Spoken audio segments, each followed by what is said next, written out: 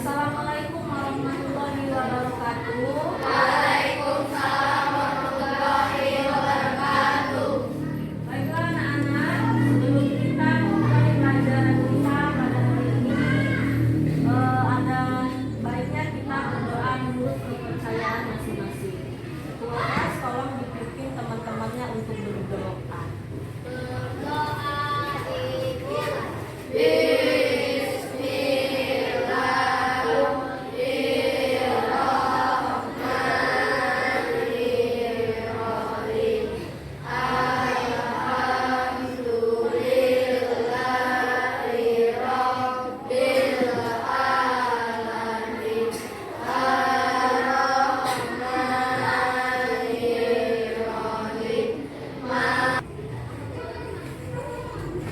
Baiklah, selanjutnya Ibu akan memeriksa kehadiran kalian terlebih dahulu.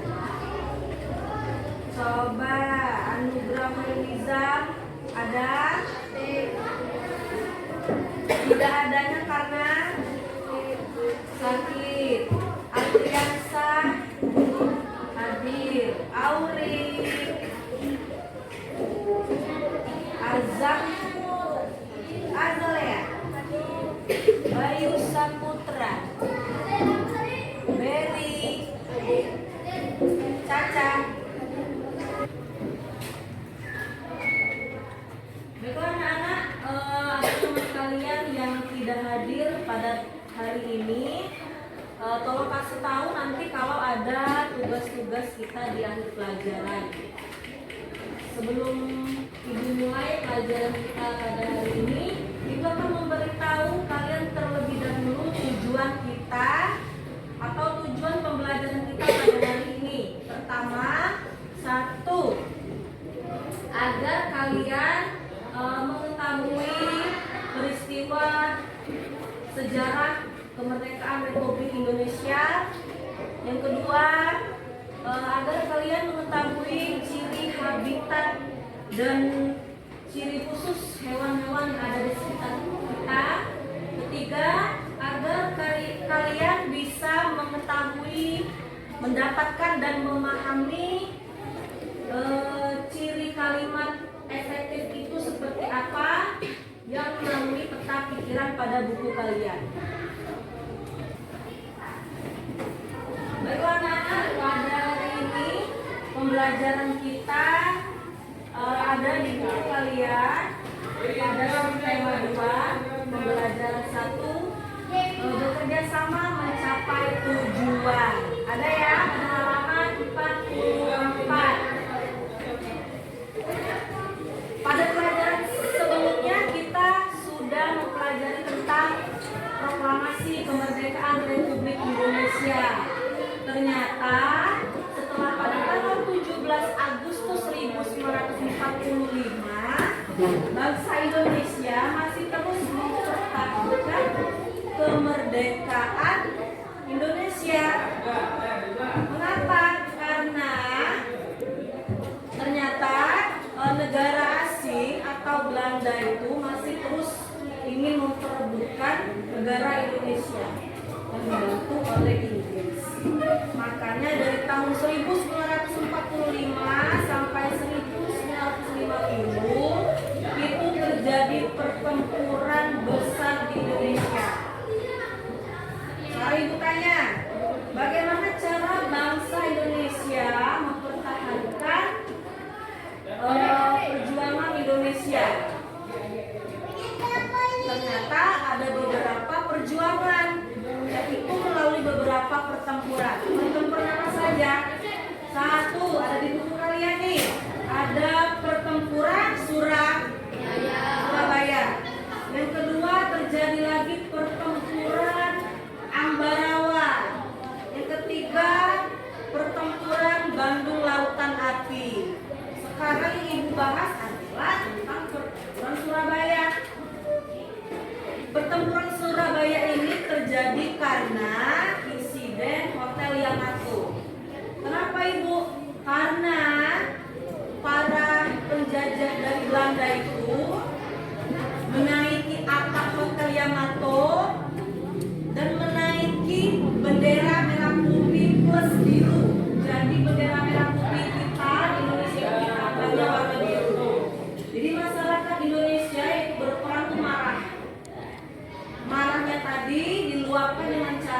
dirobeklah bendera warna biru tadi, bentuk suatu amarah karena Belanda sudah berusaha merebut kemerdekaan Indonesia. Kemudian pada tahun berapa? 10 November 1945. Ada yang tahu itu dijadikan hari apa? Boleh dilihat bukunya. November 1945 itu adalah hari pahlawan. Kenapa dijadikan hari pahlawan? Karena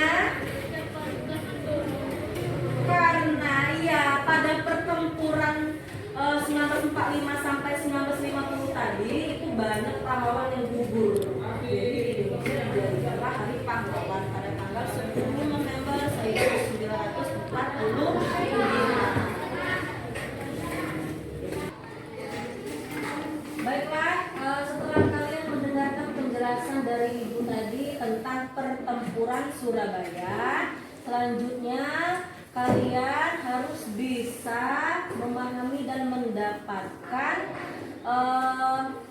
makna dari teks pertempuran Surabaya melalui ciri-ciri khusus yang akan Ibu jelaskan.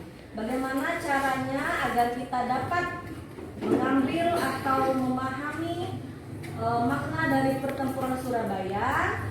Kita akan menggunakan yang namanya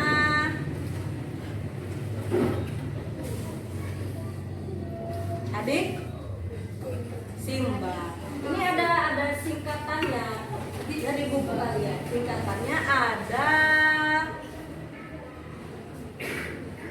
apa? D-nya dari mana? Di mana? K-nya adalah S-nya. Kemudian ada M-nya. Dan terakhir ada ya bagaimana. Jadi agar kalian dapat mengambil makna dari teks pertempuran Surabaya, kalian harus menggunakan yang namanya adik Simba ini. Contohnya misal apa?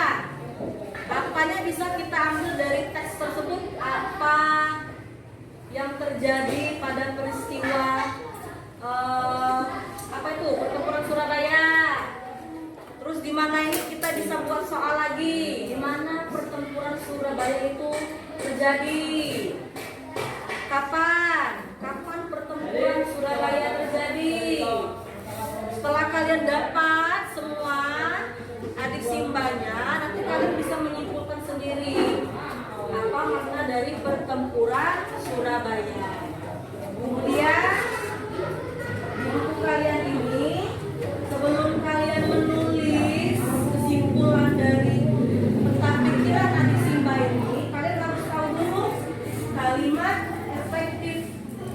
Jadi kalimat efektif itu ada ciri-cirinya. Apa ciri-cirinya? Dia mempunyai unsur penting atau pokok yang dimana ada subjek dan predikat. Coba kita lihat dulu di halaman sebelumnya 45. Kita cari di pertempuran Surabaya mana subjek dan predikatnya. Ingat, subjek itu diawali dengan nama orang atau nama kota, kemudian diiringi dengan predikat. Predikat itu apa kerja? Kita cari sekarang subjek dan predikatnya pada pertempuran Surabaya. Seperti ada di paragraf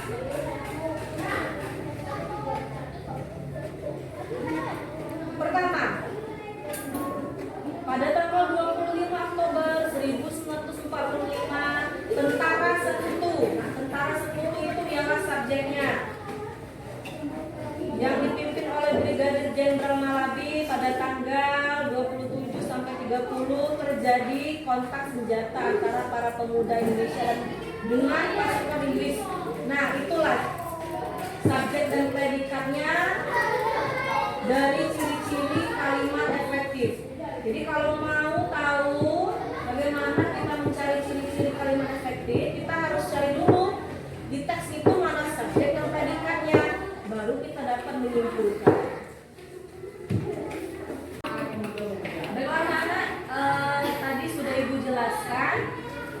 peta pikiran adik simbanya dan ciri-ciri kalimat efektif berdasarkan teks pertempuran Surabaya. Sekarang coba anak-anak berpasangan, kita diskusi bagaimana cara kalian untuk membuat peta pikiran dari ciri-ciri kalimat efektif di pertempuran Surabaya. Silakan berpasangan, mejanya boleh dipadukan ya.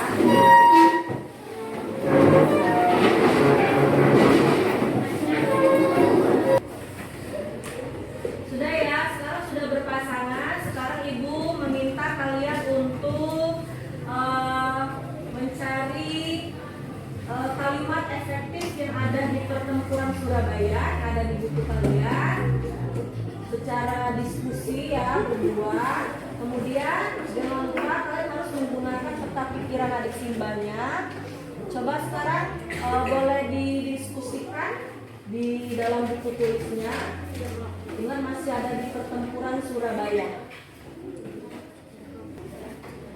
Sudah ya, sekarang ibu mau mendengarkan kesimpulan atau hasil diskusi yang telah kalian tulis dari pertempuran Surabaya. Ada yang mau menyampaikan atau menjawab? Oh ya, silakan Berry. Perjuangan dalam mempertahankan kemerdekaan Indonesia tidak dapat dilakukan sendiri-sendiri. Sangat diperlukan kerjasama dan persatuan dari seluruh rakyat Indonesia agar cita-cita untuk menjadi bangsa yang bebas dan merdeka dapat tercapai. Coba anak-anak, tadi kita sudah belajar tentang cara bangsa Indonesia mempertahankan atau memperjuangkan kemerdekaannya. Ternyata hewan-hewan juga mempertahankan hidupnya. Salah satunya ada di hewan bebek. Sekarang ibu tanya, bebek ada di buku kalian halaman berapa ya? Halaman 48.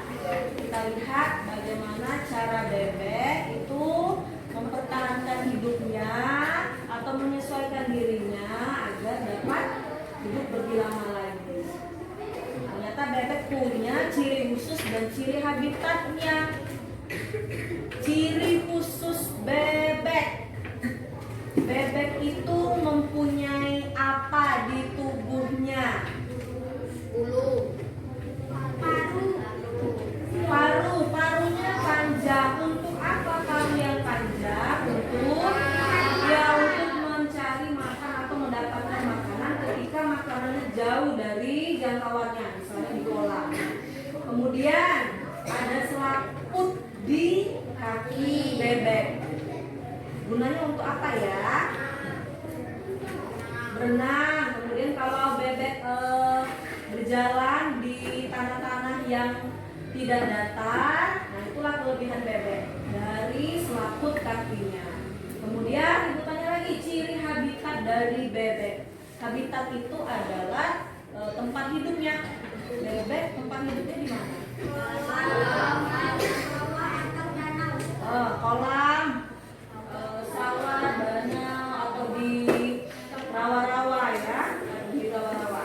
Nah, sekarang selain bebek, ibu meminta kalian lagi untuk berdiskusi lagi dari hewan-hewan yang dimana habitat dan ciri khususnya berbeda.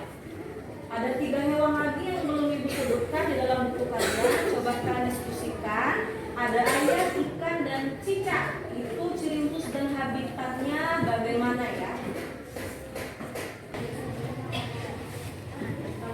Baiklah, anak-anak yang di sebelah ini apa? Diskusinya sudah. Sekarang mau tanya nih, hasil diskusinya apa? Dari selain bebek tadi, ada ayam, ikan, dan cicak lagi. Sekarang ibu tanya, ayam, ada yang mau jawab? Ayam itu ciri khusus dan habitatnya di mana? Apa ciri khusus ayam? Ayam mempunyai Bulu, jengger, iya, bulu, jengger, parunya tapi tidak sepanjang bebek yang digunakan untuk mendapatkan makanan. Kemudian ada ikan, ada ada cicak. Sekarang ayam tadi habitatnya di mana? Di darat, bukan di kolam ya. Di kolam itu adalah ikan. Satu lagi ikan habitatnya di air. Ciri khusus ikan apa? Kemudian iya, dia bernafasnya dengan insang. Baiklah anak-anak, barusan kita sudah mempelajari tentang ciri khusus dan habitat dari hewan-hewan, yang dimana hewan tersebut juga terus mempertahankan hidupnya dengan cara menyesuaikan diri. Sekarang kita lanjut ke pelajaran cara negara Indonesia mempertahankan kemerdekaannya. Ada hubungannya dengan pelajaran bahasa Indonesia tadi. Sekarang kalian boleh lihat di halaman 46 itu ada sebuah teks yang di blok warna hijau, ada satu paragraf. Ibu minta kalian berdiskusi tentang teks tersebut, kemudian kalian ambil makna atau kesimpulan bagaimana cara mempertahankan kemerdekaan dalam pertempuran Surabaya yang ada di paragraf yang di blok warna hijau. Silakan kalian berdiskusi terlebih dahulu makna apa saja yang dapat diambil. Baiklah, hasil diskusi tadi sudah ibu dengar, berarti kalian sudah memahami bagaimana cara mengambil, menggunakan dan memahami makna dari pertempuran Surabaya. Sebelum ibu tutup, kalian nanti ibu kasih tugas mengenai subtema 2 ini. Dan jangan lupa nanti minggu depan dikumpul kembali sama ibu. Sebelum kita tutup pelajaran kita pada pagi hari ini, ada yang mau ditanyakan? Tidak ada? Kalau tidak ada artinya sudah paham. Namun sebelum kita tutup secara langsung, ada baiknya kita berdoa dulu. Dan ketua kelas tolong dipimpin kembali